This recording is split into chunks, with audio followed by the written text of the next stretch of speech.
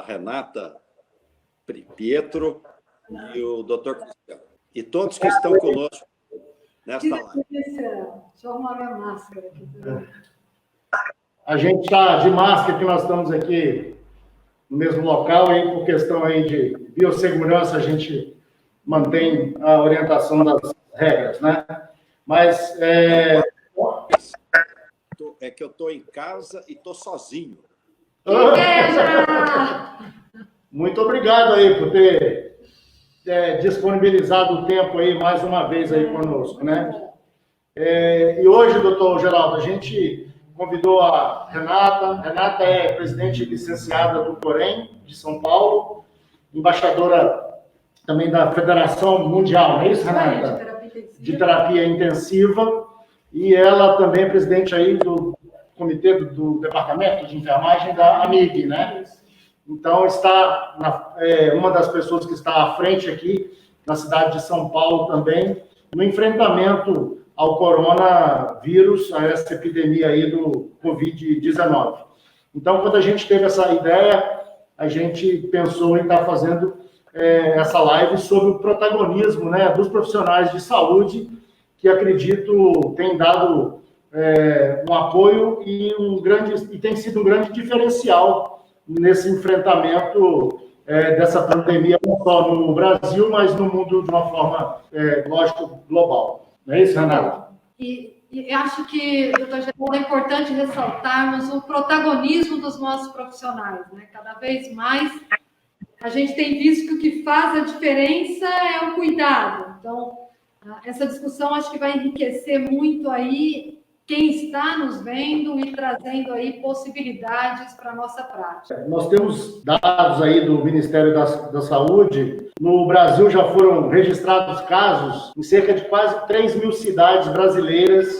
Segundo o dado do dia 14 de maio do Ministério, já tem casos de pessoas infectadas pelo coronavírus, né? Em 1.087 municípios já haviam ocorrido óbitos, infelizmente, até na última quinta-feira. E desse contingente todo de pessoas infectadas, nós temos aí que 199.768 pessoas, Renata, já foram infectadas. E a gente sabe bem, 31 mil casos dos profissionais com suspeitas já foram confirmados, 114 mil estão em investigação e 53 mil foram descartados. Ou seja, é uma grande massa de profissionais expostas todos os dias a essa questão da infecção, no caso atual, pelo coronavírus, mas a gente sabe que não é só isso. Então, a gente queria debater um pouco isso, doutor Geraldo. Não há dúvida, é um quadro preocupante, 32 mil profissionais de saúde infectados, um número muito maior em investigação. Na linha de frente, a enfermagem, e os enfermeiros, os técnicos e médicos são as maiores vítimas aí da doença, nossos heróis, nossas heroínas, colocando a sua vida em risco para tentar recuperar, para tratar, para salvar vidas. Eu acho que um dos legados que vai ficar desta pandemia, um deles será a maior necessidade ainda de pesquisa, de avanço científico, porque o mundo não estava preparado. Aliás, o Ocidente, ninguém acreditava que fosse chegar com a velocidade e a patogenia, né, que chegou. Porque nós tínhamos tido em 2002 uma epidemia também por um coronavírus, a SARS, 2002, 2003, mas ela ficou muito limitada à Ásia. Depois, 10 anos depois, 2012, 2003, nós tivemos uma outra epidemia também por um coronavírus, a MERS, mas ela também ficou muito limitada ao Oriente Médio. Então, quando surgiu o SARS-CoV-2, né, esse vírus, a doença Covid-19, o Ocidente não estava, primeiro, muito convencido de que chegaria aqui com tanta velocidade e capacidade de letalidade. E, segundo, não estava preparado. E acho que nós precisamos investir mais ainda em ciência, fortalecer a Organização Mundial de Saúde. Veja que na década de 80, no caso da AIDS, foi criada uma entidade subordinada ao OMS só para cuidar da questão do vírus da AIDS, que era também um vírus, o HIV. Então, vão ter outras epidemias. No mundo globalizado, onde a pessoa um dia está na China, outro dia está na Europa, outro dia está em Nova York, São Paulo, isso se prolifera numa velocidade impressionante. E a outra, valorizar recursos humanos. Já vinha tendo uma tendência de necessidade de priorizar a saúde. Eu me lembro as últimas pesquisas que a gente via no Brasil, do Oiapoque ao Chuí. Era, junto com o emprego, saúde, saúde, saúde. Essa tendência vai crescer. E a valorização dos profissionais de saúde. Eu acho interessante, querido doutor Geraldo, quando o senhor coloca essa pontuação, porque nós não estávamos preparados para esta pandemia, né? Isso o mundo não estava preparado, e a gente vê a necessidade de cada vez mais trabalhar, sim, esse protagonismo, principalmente quem está na linha de frente, né? Quando nós olhamos, em 2018, a Organização Mundial da Saúde começou aí a trabalhar junto com as entidades de enfermagem a campanha final, ou seja, enfermagem agora, porque nós sabíamos que até 2030 nós vamos ter um déficit muito grande desses profissionais. E a grande preocupação é justamente essa, frente a esse déficit, como é que nós trabalhamos ou podemos cada vez mais fortalecer quem está ali na linha de frente, no front, né? Acho que essa é aí uma grande preocupação, e quando nós trabalhamos a questão dos recursos humanos, eu acho que isso é fundamental.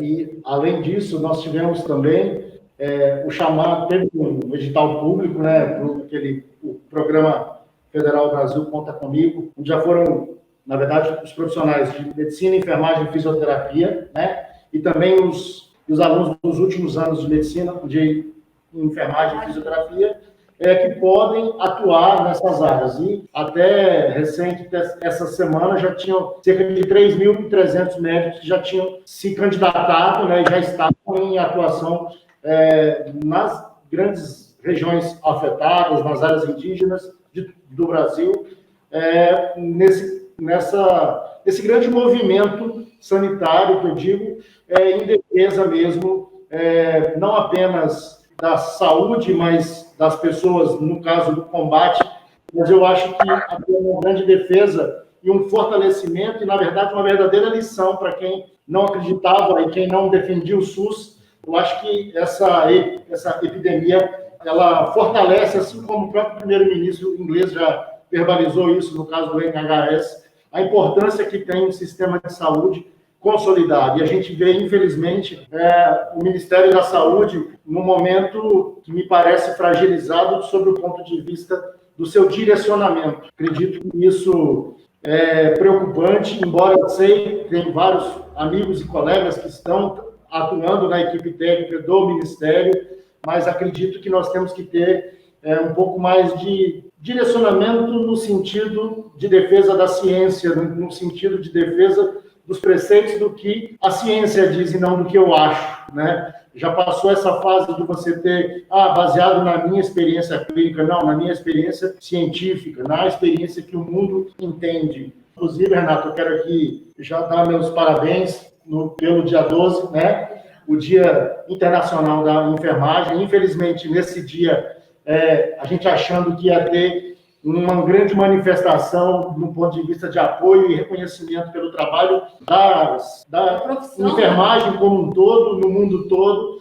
Nós tivemos naquele dia o pronunciamento da liberação de academias, salões e barbearias. Nada contra o profissional que a gente respeita, mas acredito que foi num momento ainda precoce, num momento ainda errado e de uma forma errada. Acho que não era o momento disso, né? Mas eu quero aqui dar meus parabéns e que você leve a todas as nossas amigas aí. Não, cumprimentá-la, viu, Renata? Cumprimentando todos os profissionais de enfermagem, que são aqueles que estão mais expostos, né? Junto com os médicos, ao risco de contaminação. E colocou bem o doutor Cristiano a necessidade de fortalecer o SUS. Quer dizer, felizmente nós temos no Brasil inteiro, nos 5.570 municípios, a presença do Sistema Único de Saúde. A Constituição Brasileira, de 1988, estabeleceu o conceito de seguridade social. Então, a seguridade social, o nosso chamado welfare state, o estado de bem-estar social, inclui previdência, assistência social e saúde, sendo que a saúde é universal e gratuita, e que nós precisamos é fortalecer. O Brasil investe 8,4% do PIB em saúde pública e privada. No SUS, dá menos de 4%, dá 45% do investimento em saúde do Brasil, para atender 150 milhões de brasileiros. Além de que você atende a todos, quando se trata de vigilância epidemiológica, combate a endemias e epidemias, imunização, ações de prevenção, saneamento básico, faz para todo mundo. Então, há uma necessidade de nós termos mais recursos, para termos recursos humanos valorizados, bem treinados, para atender bem a nossa população. Aliás, isso já vinha de antes da doença, da Covid-19, porque mudança demográfica, o Brasil envelhecendo, que é ótimo, nós estamos vivendo mais, a expectativa de vida média aumentou enormemente, mudança epidemiológica, uma transição epidemiológica, aumento de câncer, diabetes, doenças cardiopulmonares, e terceiro, incorporação tecnológica. Então, a saúde ficou mais cara no mundo inteiro. Se pegar nos últimos 40 anos, a Alemanha dobrou o investimento em saúde, a França dobrou o investimento em saúde, Portugal triplicou o investimento em saúde e o Brasil tem necessidade de você ter um aporte maior de recursos para atender a nossa população. Agora, doutor Geraldo, aproveitando aí, né, essa questão, até gostaria de ouvir tanto do senhor quanto do Cristiano, quando nós pensamos em toda essa estrutura, né, nós sabemos que para funcionar nós precisamos de pessoas, estruturas e processos. Né? Cada vez mais a gente vem trabalhando essas questões. O que o senhor falaria, por exemplo, aos profissionais de enfermagem? Olha, como nós podemos ajudar essas pessoas a efetivamente ter aí o seu reconhecimento? Né? Esses profissionais são 80% do corpo. Quando nós pensamos na saúde, no SUS, né, um dos grandes pilares é a enfermagem. O que nós podemos efetivamente fazer ou como trabalhar para almejar esse protagonismo que estamos ganhando hoje, por exemplo, com a pandemia? Olha, eu acho que a primeira questão que fica é humildade. Humildade frente, né, a um fato que conhecemos pouco. Veja que nós vínhamos numa linha dizendo o seguinte, nós vivíamos 45 anos, 55, 65, 75. Quem passa no Brasil dos 65 anos de idade, a expectativa de vida média é 77,7 anos, mulher quase 80 anos. Um dia um amigo veio de um encontro no Vale do Silício, nos Estados Unidos, e disse, olha, houve um encontro lá de alta tecnologia e lá foi decretada a morte da morte, ou seja, nós vamos viver 100, 110, a ciência vai resolver tudo. De repente, um vírus que nem membrana tem, uma fitinha de RNA, causa um transtorno de saúde pública no mundo, e social e econômico. Então, humildade, né? Frente aos desafios, investimento em ciência, pesquisa, preparação e recursos humanos. O dinheiro sempre vai ser escasso. Governar é escolher. Então, a saúde, a vida das pessoas tem que estar em primeiro lugar. Ela tem que estar absolutamente prioritária. A formação continuada de recursos humanos, a sua valorização em termos salariais, em termos de expectativa de carreira. Eu acho que nós vamos viver um tempo diferente, até pelo sofrimento. O sofrimento nos ensina, né? Veja que Taiwan, Hong Kong, Singapura tiveram menos problema nessa pandemia, porque sofreram a MERS e a SARS, que já tinham ocorrido, que nós não sofremos. Então, aprenderam. É um conjunto de medidas necessárias para o futuro. Dentro do que foi falado, a gente tem um dado do Ministério que me impressionou bastante, Renato, que dos profissionais com casos suspeitos, 34% são técnicos auxiliares de enfermagem, 16,9%, de 17% enfermeiros, 13% médicos e 4% recepcionistas. Ou seja, isso mostra como é a valorização que nós temos que dar no sentido de proporcionar material de EPIs, de proporcionar essa biossegurança que tanto nós precisamos para poder desempenhar nossas atividades no dia a dia. Em função de 20% a 30% das equipes que tem que ter o turnover por questão de um afastamento pela própria doença em si, e isso leva a você ter que contratar outras pessoas, repor outras pessoas que às vezes não estavam nem tão treinadas no ambiente, por exemplo, de terapia intensiva. A gente tem colegas médicos, ortopedistas, oftalmologistas, pediatras sendo recrutados para estar atendendo em hospitais de campanha nesse enfrentamento. Acredito que o governo tem que se movimentar de uma forma até mais ágil, e o Ministério tem feito vários protocolos e diretrizes nesse sentido. Acredito que tem que ser disseminado não só no SUS, mas na privada, que a gente vê também que tem sofrido um pouco em relação a isso, e às vezes a gente não percebe essa devida importância, sobretudo em alguns gestores de saúde, né? Eu acho importante essa colocação, porque quando nós olhamos o cenário da nossa saúde, eu acho ainda nós nos comunicamos muito mal. Então, apesar do Ministério estar colocando todas as diretrizes, né, muitas das vezes isso não está chegando na ponta. E a gente está tendo dificuldade, por exemplo, com um grande número de profissionais contaminados. Né? Contaminados por quê? Será que eu não tenho EPI? Será que o treinamento não está chegando? Né? O que está acontecendo? Eu tenho muito presenteísmo ou absenteísmo. Então, tem muitas das coisas que estão, sim, dificultando o trabalho frente à pandemia e que não é de hoje. E nós vamos precisar trabalhar de maneira mais estratégica e até mais alinhada, e acho que o gestor traz um papel importantíssimo nisso, de tentar fazer com que toda a comunicação chegue nos diversos canais.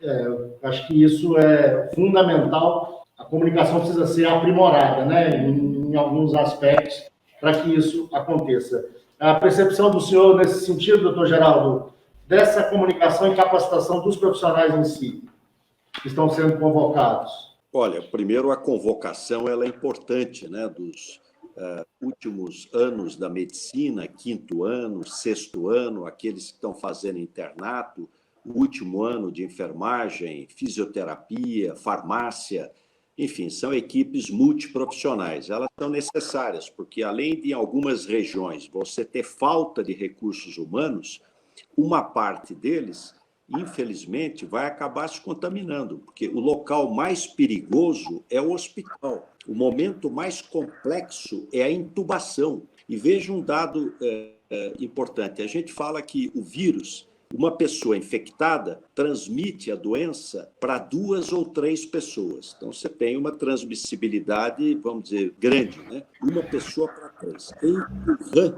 na China, nos hospitais, quem estava dentro do hospital, um doente infectou 14 profissionais de saúde. Então, um doente, antes de ter febre, ele infectou 14 profissionais de saúde. Então, você pode ter um número de profissionais de saúde infectados alto.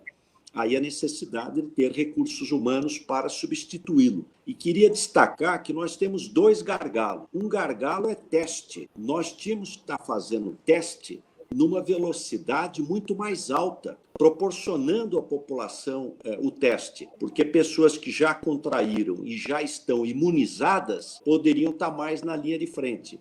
Então, nós estamos navegando no escuro, quer dizer, navegando sem ter todas as informações necessárias. Um gargalo, teste, precisaríamos fazer mais teste em massa, e o outro, leito de UTI. Quer dizer, você garantir os leitos de UTI para aqueles pacientes mais graves poderem ter a intubação, a ventilação mecânica, até superarem esse período crítico. Mas eu destacaria aí a importância da questão dos testes e os riscos que se submetem os profissionais de saúde. O risco é duplo. Eu vi um dia desse uma pesquisa que a pessoa que está ali na linha de frente, na enfermagem, na medicina, enfim, na saúde, ela tem uma grande preocupação de se infectar. Mas a maior preocupação não é de contrair o vírus, é de transmitir a um parente. Então, você tem o risco de se contrair e ainda uma preocupação de transmitir para outros. Essa eu acho que tem sido, eu concordo com o senhor, tem sido uma das maiores dificuldades. Primeiro que para a gente ter teste suficiente,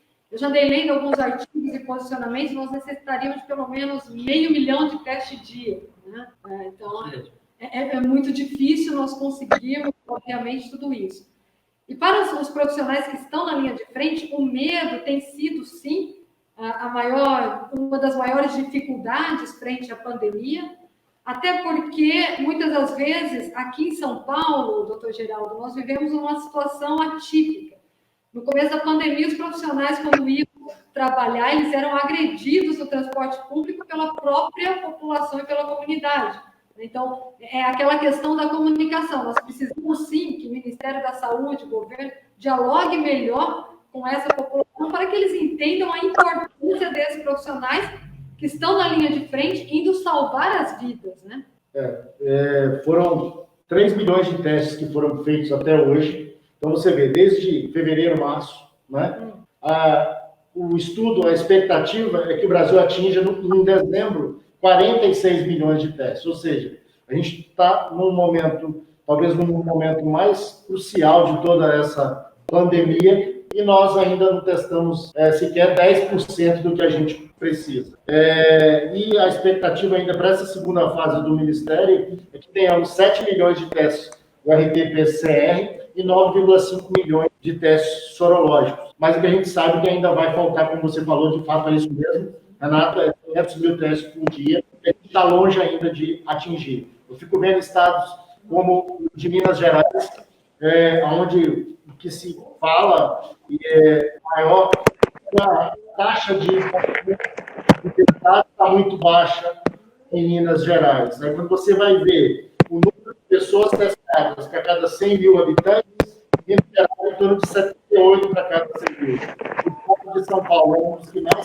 tem, 576 para cada 100 mil habitantes. A Coreia do Sul foi cerca de 9 mil testes para cada 100 mil habitantes. Então, você vê a diferença que isso tem e a diferença que isso traz e repercute no dia a dia mesmo do enfrentamento. Então, acho que a gente tem muito ainda, Renata, para a gente poder crescer e evoluir nisso. O que você acha? Eu acredito que sim, nós precisamos modificar esses desfechos e tentar fazer com que efetivamente os profissionais tenham aí uma segurança para poder atuar.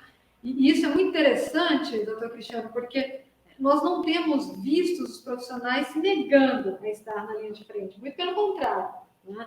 Eu tenho me surpreendido com pedidos de pessoas querendo vir atuar de maneira voluntária. Mas a grande questão é o que nós vamos ofertar de segurança para esses profissionais estarem aí na linha de frente. Então, nós precisamos, sim, garantir a segurança para que todo mundo, de maneira adequada, estar ajudando a população. Nós vimos tem casos de pessoas usando capa de chuva, né? No interior do Rio, eu vi isso, no Nordeste eu vi isso. Pessoas usando capa de chuva como EPI. Mas acredito que a gente mereça, a gente, enquanto profissional de saúde, mereça um pouco mais de atenção, né, e de respeito mesmo, para que a gente possa atuar e combater tanto essa questão da pandemia. Acho que isso é fundamental. No Brasil, nós temos cerca de 4.500 pessoas, médicos, habilitados a trabalhar em UTI. E quantos leitos a gente precisa? Quantos serviços a gente precisa para poder atender toda essa demanda? Se tem algo de bom que essa pandemia possa nos trazer de lição, eu acredito que seja isso, a questão da importância da família, a questão da importância de você captar profissional de saúde, a importância de você formar bem essa pessoa, né, para que ela possa dar o melhor de si e prestar o melhor atendimento. Essa aí é uma grande lição que essa pandemia acho que nos traz. Eu concordo plenamente. Aliás, veja que essa crise do SUS, ela já vem de alguns anos. Nós temos hoje no Brasil perto de 30 mil leitos ociosos que foram construídos. Geralmente são santas casas de misericórdia, hospitais filantrópicos, que têm 150 leitos, mas operam com 100. O outro tem 250 leitos, mas opera com 180. Fora aqueles que foram totalmente desativados. Não há dúvida que se há uma necessidade que vai ser crescente, vai ser de profissionais, de recursos humanos para a área de saúde, independente de Covid, em razão do envelhecimento da população, em razão da mudança, né, da transição epidemiológica, e agora com os riscos de termos mais epidemias. Veja que, infelizmente, essa não vai ser a última. Essas pandemias viróticas, 2002, SARS, 2008, H1N1, 2012, MERS, 2015, Ebola, 2019, Covid. No mundo globalizado, veja o Brasil, 5 regiões metropolitanas em situação mais grave. São Paulo, é voo do mundo inteiro para cá. Chegou o vírus antes das medidas de isolamento, antes das medidas de prevenção. Rio de Janeiro, depois Manaus, é zona franca de Manaus, tem gente do mundo inteiro. Fortaleza tem 3 voos diários para Milão, na Itália. Recife, voo diário para a Europa. Por isso, destaquei a necessidade de nós termos um organismo internacional no sentido de trabalhar essas questões. Tem um filme do Steve Soderbergh, chama Contágio, que ele mostra há 10 anos atrás exatamente o que está acontecendo. Exatamente o que está acontecendo. Só que lá no filme, a Organização Mundial de Saúde é uma superestrutura, que na realidade não é, porque ela só monitora. Então, eu tenho certeza de que uma das medidas que vão ser necessárias vão ser os países se unirem para terem uma estrutura executiva mais ágil no sentido do enfrentamento de pandemias, especialmente por vírus, que enquanto não tem vacina e não tem tratamento. É bacana, eu queria pegar um gancho nessa fala do Dr. Geraldo, porque teve uma reunião da OMS em janeiro, e eles destacaram 13 itens extremamente importantes para que a saúde no mundo fosse diferente. Um dos primeiros pontos, acho que era o 6º item desta lista, era que os países precisavam sim se preocupar, porque novas epidemias e pandemias surgiriam, e ninguém estava preparado para isso, esse era um ponto extremamente importante. E o 8º ponto, é claro que eu não posso deixar aí de dizer, eu sou uma defensora extrema do SUS, sempre trabalhei, atuei no SUS. O 8º ponto era de que o mundo deixou de investir recursos em profissionais extremamente importantes, né? que são os profissionais de enfermagem. E aí, nesse documento da OMS, eles colocam, olha, se nós não começarmos a olhar de maneira estratégica e diferenciada para esses profissionais, nós sofreremos. E sofreremos por quê? Porque não vamos ter quem faça essa condução do grande pilar da saúde de sustentação. Então, eu acho que nós vamos aprender muito, doutor Geraldo, doutor Cristiano, com essa pandemia, de que nós precisamos parar de trabalhar subdimensionados, como sempre trabalhamos, e fazer, sim, esse olhar específico e diferenciado para a nossa saúde. A questão do subdimensionamento, talvez de equipes, mas também de equipamentos, de uma função de estrutura. Embora você veja, o doutor Geraldo tinha um dado que eu não tinha, 30 mil leitos ociosos. Então, você vê o impacto que isso poderia ter numa questão como a que nós temos que fazer agora, né? Não sei quantos leitos de campanha são criados no Brasil, mas não acredito que seja muito mais, acho que até menos, do que 30 mil leitos.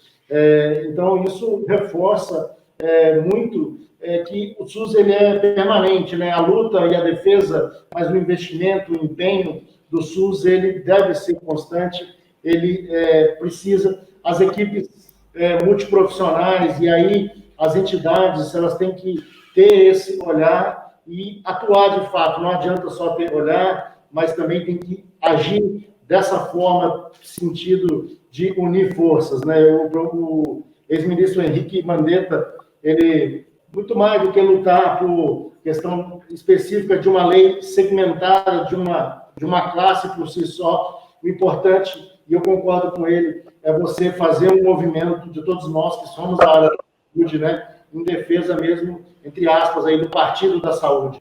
O Brasil, ele ele é muito grande, ele é continental, e ele precisa de ter essa política pública de fato efetiva, e as entidades de classe, as entidades profissionais são muito importantes para isso. Infelizmente, nem sempre são ouvidas, nem sempre são valorizadas. Aliás, quando foi ouvida, não durou 28 dias, que foi quando nós tivemos esse novo ministro, que teve uma indicação das próprias entidades públicas também, mas, infelizmente, a gente sabe que nem sempre é como, de fato, os profissionais desejam. A gente sabe que isso tem toda uma outra questão, mas nunca deveríamos perder a luz da ciência. Isso, infelizmente, no Brasil tem sido uma prática não tão comum. A importância também, que isso eu acho que foi uma decisão acertada, sobretudo da CEGEX, no sentido de criar lá o programa Brasil Conta Comigo. Esse programa ele trouxe também essa importância das escolas formadoras de profissionais de saúde, e talvez a gente tenha que aprimorar também sobre esse olhar, sobre esse aluno que está sendo formado nas diversas escolas em todo o Brasil, né? E você vê a importância que tem, né? A gente aprende através do SUS, não poderia deixar de dar essa contribuição nesse momento de gravidade. Mas o aluno, ele mais atrapalha do que ajuda. Muito ao contrário, o aluno, ele ajuda sim, ele é empenhado, lógico, sob supervisão, sobre orientação, que é como a gente acha que deve ser feito. Doutor Cristiano, muito bem colocado, e a Renata também, sobre a questão dos recursos humanos. E quero aqui destacar o trabalho da Uninove nesse sentido, inclusive na questão tecnológica. Eu acho que a globalização, ela continua, até porque ela é fruto do avanço da tecnologia e da comunicação, mas ela vai ter um outro perfil, ela vai ter mudanças. Por exemplo, a China, ela produz 90% da base da penicilina. Então, acho que vai ser colocado na mesa o princípio da precaução, dizendo, olha, não é só mais barato, mas nós precisamos ter segurança alimentar, segurança na questão dos equipamentos.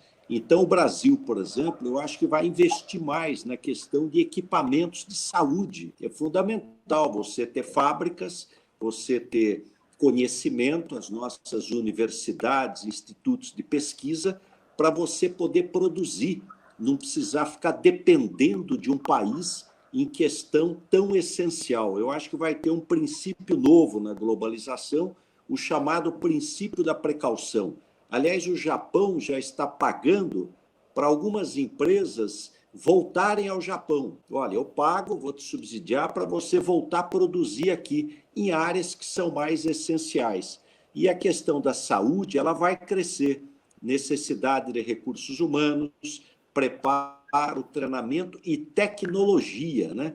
Tecnologia para fazer frente a essas situações excepcionais, que não vão ser mais tão excepcionais, mas elas vão fazer parte do nosso cotidiano. Chegou uma pergunta aqui para a doutora Renata, aqui, quais os cuidados básicos e rotineiros que os profissionais de enfermagem devem se atentar durante a pandemia? Quero agradecer a enfermeira Maria Celina pelo envio aqui. Maria Celina, que é uma enfermeira de destaque aqui na região do ABC, especial em São Caetano do Sul. Renata? Eu acho que um dos primeiros cuidados é a questão do uso dos equipamentos de proteção individual. Ninguém deve pegar plantão se não estiver em segurança. Quando a gente fala segurança, é ter o mínimo, né? Então, é óbvio, pessoal, que nós precisamos seguir aí o que vem sendo preconizado. Não adianta eu querer estar com uma máscara N95 por todo lugar se eu não estou trabalhando com pacientes que estão aí sendo geradores de aerossóis. Então, acho que o primeiro cuidado é pensar na paramentação e também na desparamentação. Esse é um cuidado fundamental que o profissional de enfermagem, qualquer profissional da saúde, fisioterapeutas, médicos, todo mundo que está aí na linha de frente tem que ter. O Fernando Trincado, doutor Geraldo, um grande amigo aqui de São Caetano, faz uma pergunta: qual o perfil que o senhor acha, o senhor espera, o senhor gostaria que o futuro ministro da Saúde pudesse ter para estar atuando nesse momento de pandemia aí? Olha, em toda atividade profissional, o que nós desejamos? Nós desejamos alguém que tenha conhecimento, expertise, né, preparação e experiência. Diz que com um céu de brigadeiro, né, com um céu tranquilo, qualquer manicaca pilota o avião. Manicaca é aquele piloto de fim de semana, né? Agora, se você pega uma tempestade, você quer um piloto preparado, experiente, com um fiozinho de cabelo branco, alguém com uma larga experiência. E humildade, porque nós estamos frente a um vírus que conhecemos pouco. O que a gente ouvia alguns meses atrás? Que o vírus gostava de lugar frio e seco. Então, como é que tem uma epidemia na Amazônia, que é úmida e calor, né, no norte do Brasil? Então, nós estamos frente ao desconhecido. É preciso humildade e nos socorrermos de profissionais, cientistas, pesquisadores, profissionais das várias áreas da saúde, para errarmos menos e podermos acertar mais. Então, acho que o perfil do ministro da Saúde é alguém que tenha conhecimento, expertise, experiência e montar equipe, porque ninguém trabalha sozinho. Então, você precisa montar aí boas equipes e agir rápido. Temos situações no Brasil à beira do colapso. Portanto, há necessidade de uma ação para ontem, especialmente na questão de leitos e de UTI e recursos humanos, para tudo isso poder funcionar. Olha, e nesse ponto, doutor Geraldo, só queria agradecer. Eu acho que quando a gente fala em interdisciplinaridade, multidisciplinaridade, as equipes têm trabalhado de maneira fantástica, têm acompanhado aí terapeuta, farmacêutico, enfermeiro, técnico, auxiliar médico, enfim, todo mundo otimizando o que temos de recursos, otimizando as práticas para fazer com que o país saia desse cenário de pandemia. Isso tem sido extremamente gratificante. E um outro tópico que eu gostaria que a gente abordasse aqui hoje também, em relação à saúde mental desse profissional. O doutor Geraldo já deu uma pincelada aí, ele falou, a pessoa não tem nem tanto medo de ser infectada, né? Mas de levar essa infecção para casa ou para um parente. Realmente é uma coisa que nos estressa um tanto, né? Então, a gente tem acompanhado várias entidades, escolas, universidades têm oferecido, né, um suporte psicológico, mas também um suporte especializado para esses profissionais. A Uninove, ela tem lá o NASMU, que é o Núcleo de Atendimento em Saúde Mental. A UFMG, eu sei que também criou algo do tipo.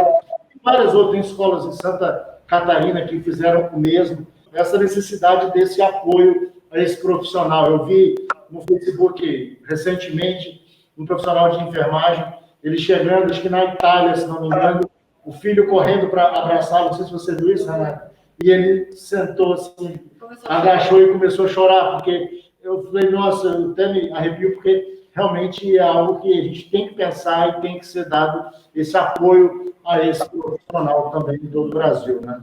Aliás, doutor Cristiano, eu queria destacar essa questão da saúde mental. Os profissionais de saúde estão submetidos a um estresse impressionante. Quer dizer, é uma guerra onde o inimigo é visível, uma tensão impressionante. Então, a questão da saúde mental, ela vai crescer de importância no sentido de prevenção e no sentido de tratamento. Aliás, e para a população como um todo, ninguém fica 2 meses num isolamento social sem ter sequela. Claro que não é natural esse isolamento, né? O ser humano, ainda mais nós latinos, gostamos de tocar, de beijar, de conversar, de estar junto. Então, é um momento difícil que a gente tem que ter resiliência para poder atravessar, vai passar, mas vai estar no centro da mesa a questão da saúde mental. E até bacana, doutor Geraldo, quando eu estive à frente da presidência do Conselho Regional de Enfermagem do Estado de São Paulo, e aqui nós temos mais de 500 mil profissionais, e no ano passado nós fizemos uma pesquisa para conhecer como é que estava a saúde mental dos nossos profissionais. E nós vimos que mais da metade desses profissionais já vinham com uma sobrecarga de trabalho, burnout associado aí às suas práticas. Então, efetivamente, nós vamos precisar, sim, e tem achado isso muito legal, o Conselho Federal de Medicina, o Conselho Federal de Enfermagem começou um trabalho com esses profissionais. Tenho visto outras entidades, as universidades, o Uninove, bem como o Ministério da Saúde. Eu acho que vai ser extremamente fundamental que também, quando nós vamos discutir aí, numa linha do privado, que pensa aí na questão de acreditação, também ter nos seus processos de trabalho o cuidado com a saúde mental dos profissionais de saúde. Acho que isso, Cristiano, não vai dar mais para fugir.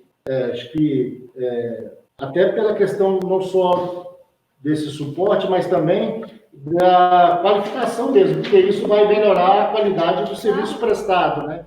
Então, aquele usuário ele vai estar mais satisfeito com o tipo do atendimento que ele vai ter, porque o profissional vai estar melhor. Acho que precisa desse grande impacto, uma visão de trabalho coletivo e sentido de proteção mesmo dos trabalhadores da saúde, né? A melhor forma de solidariedade desses trabalhadores, eu acredito que é que as pessoas continuem respeitando, e aí já faço até uma provocação, no sentido de se respeitar esse isolamento domiciliar para aqueles que puderem, né?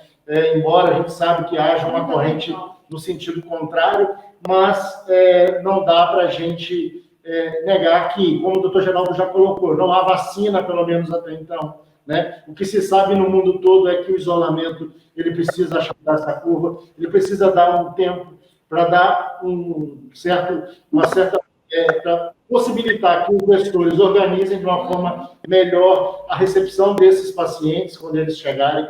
Então, infelizmente, a gente vê, por exemplo, que nem todos ainda estão, talvez, sensíveis a essa situação. A gente sabe que confinamento não é fácil, não é uma coisa agradável para nós mesmo, mas, infelizmente, para passar, a gente tem que dar cada um a sua contribuição, e acho que não temos como a gente escapar muito disso. Tem questão do lockdown que algumas cidades, estados brasileiros já fizeram, né?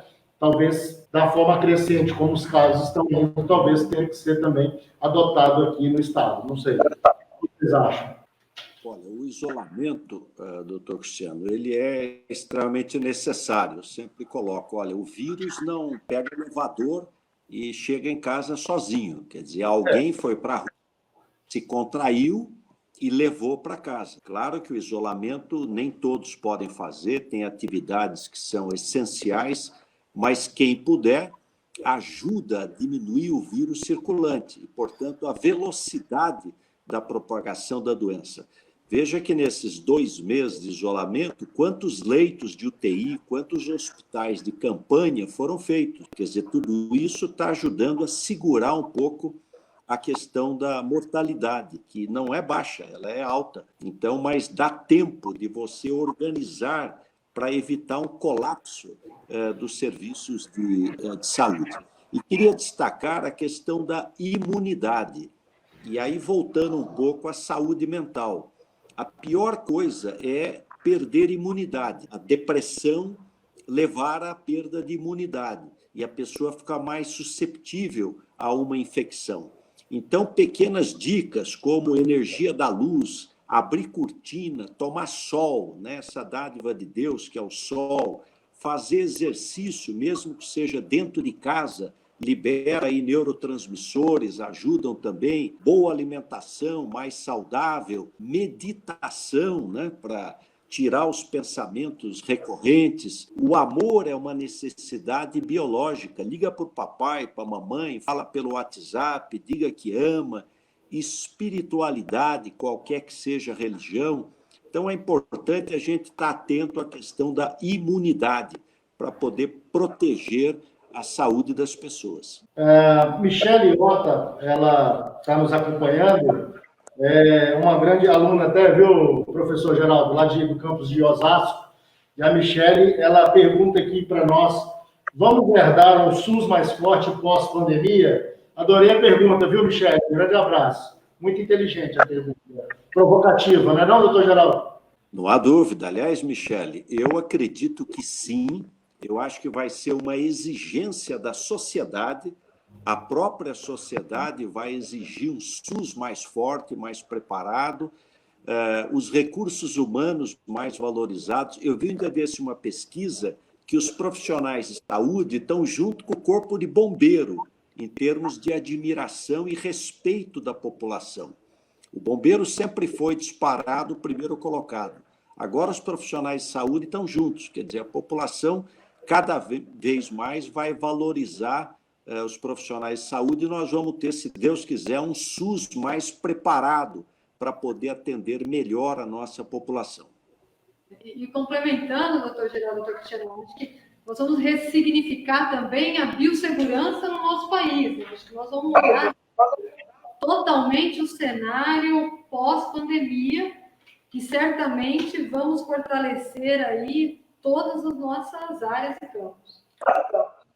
Acredito que teremos um SUS AP e DP, né? Antes da pandemia e pós, porque realmente vai trazer acho que trouxe, né, pelo menos esse pensamento aí das pessoas, para pensar, poxa, se eu passar mal, será que eu vou ter um leito, vou ter alguém para me atender, eu vou ter um lugar para ir, e se eu for atendido, se eu precisar ficar, eu vou ter um leito para poder ficar, e vai além, né, a gente está vendo que até as pessoas que morreram, algumas famílias estão com dificuldades até para poder enterrar os seus familiares, então, assim, que é algo muito triste, algo que a gente não pensa que deveria ou deve passar por isso, é lamentável.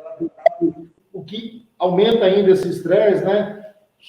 Essa questão emocional em todas as mais de 15 mil famílias que já foram afetadas aí em todo o Brasil. A gente sabe que alguns gestores faziam um cálculo que teríamos em torno de 3 mil óbitos ao longo de toda a pandemia, e nós já estamos 5 vezes mais do que isso. Então, não dá para mais para a gente aceitar que se minimize a importância que se tem no cuidado para o enfrentamento e na organização do serviço de saúde, né? Então, da importância que isso tem para que você consiga enfrentar, como o doutor Geraldo falou, esse é um vírus, mas realmente nós podemos estar aí, estamos suscetíveis a outras epidemias aí futuras, né? Então, sem dúvida, fica um grande legado ao SUS mesmo, que espero que a gente consiga. E a gente vê o mundo globalizado disputando. Tem aí uma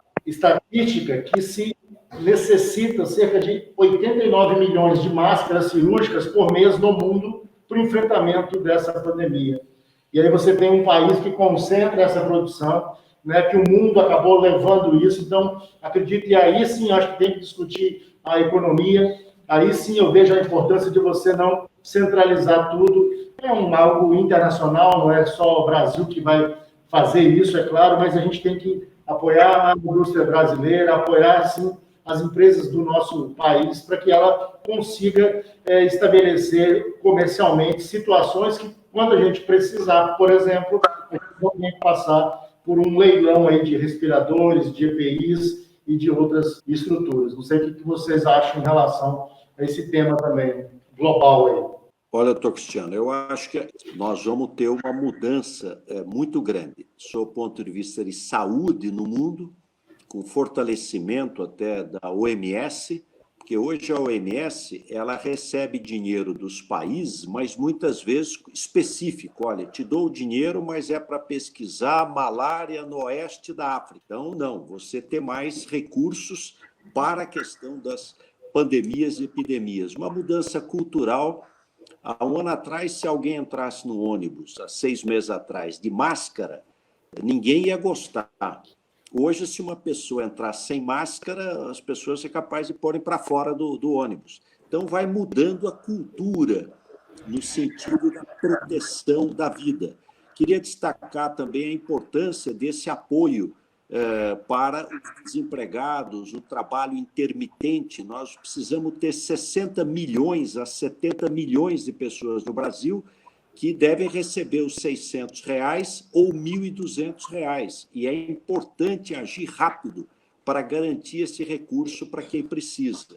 E, de outro lado, financiamento para as empresas. O Brasil tem um diferencial em relação aos outros países do mundo, que é o agronegócio. Com dólar a quase R$6, a exportação do agronegócio cresce muito.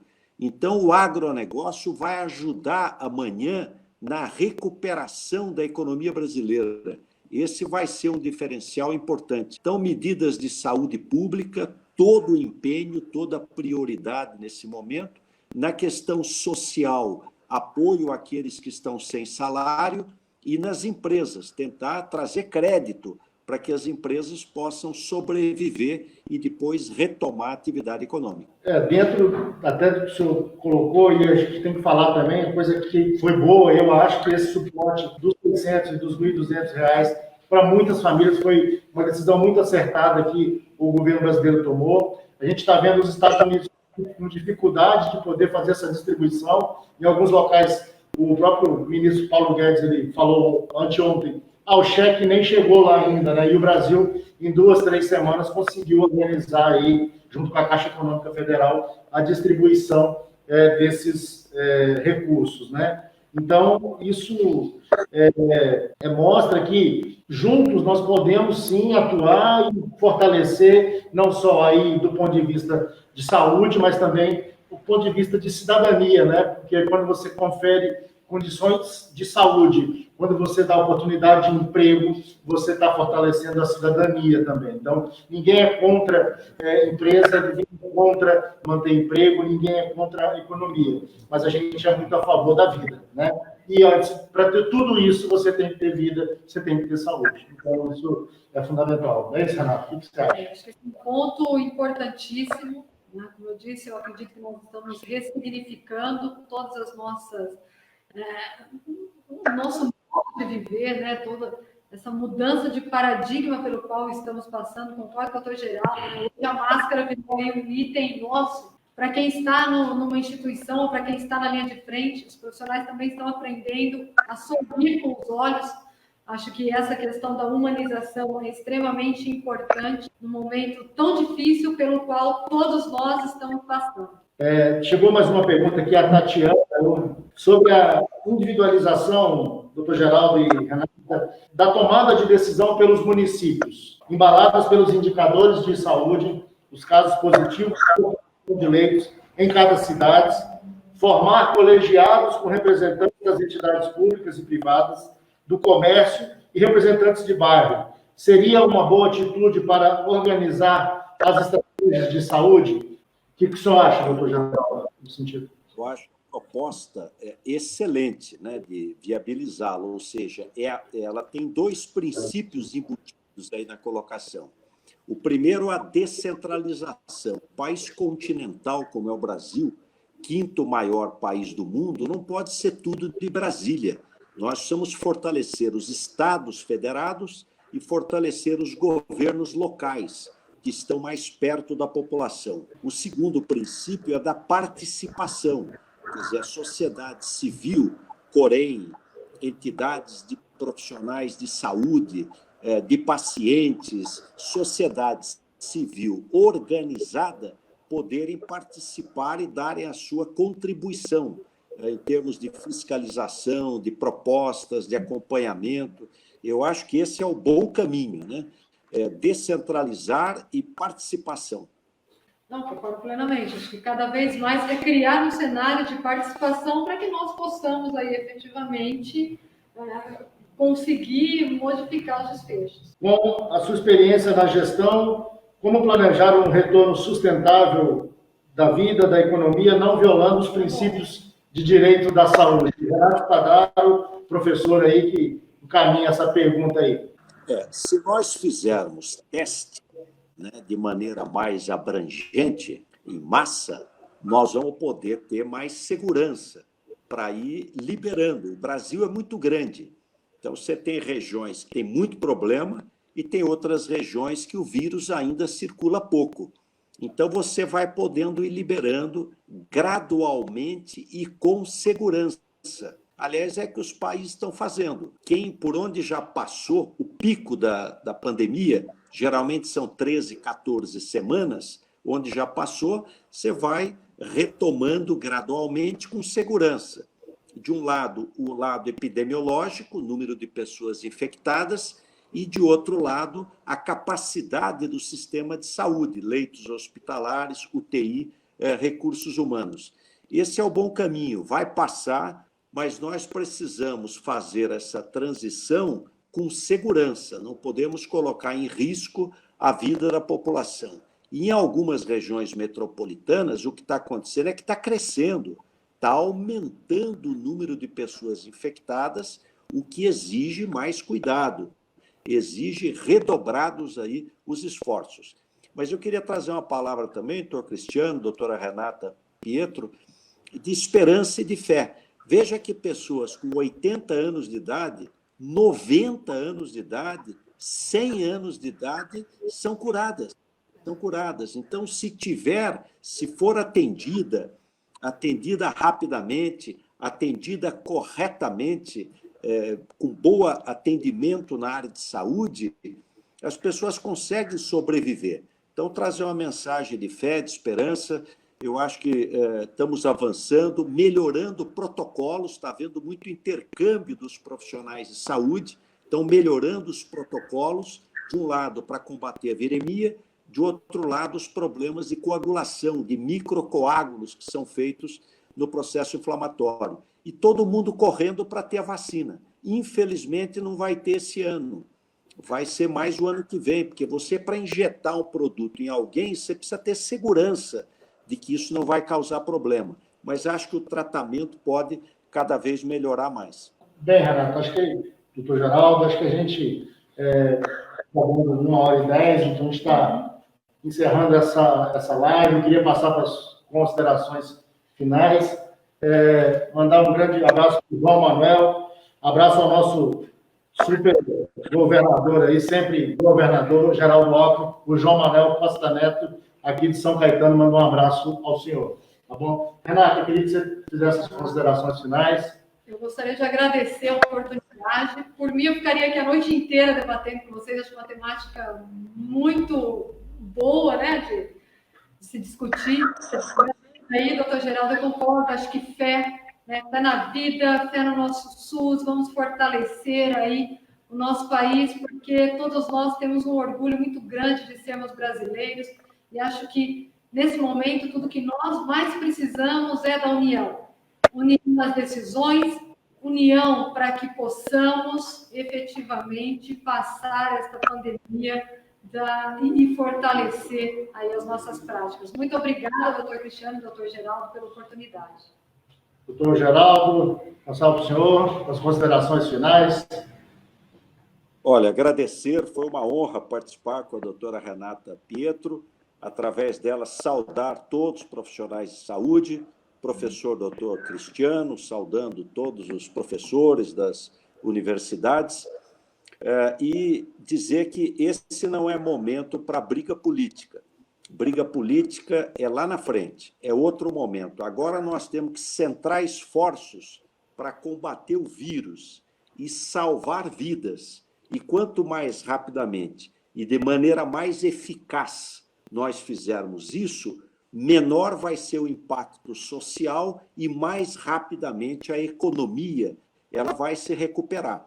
Então, vai passar, nós temos que ter resiliência nesse momento, ter confiança na ciência e dar a nossa contribuição com o isolamento social, quem puder, e vai passar e nós vamos sair mais fortes e todo o apoio ao SUS, que é para servir a população brasileira. É isso, então. Quero agradecer a todos vocês, nossos internautas aí, que estão nos acompanhando e nos acompanharam nessa live de hoje. Agradecer mais uma vez a Renata Pietro.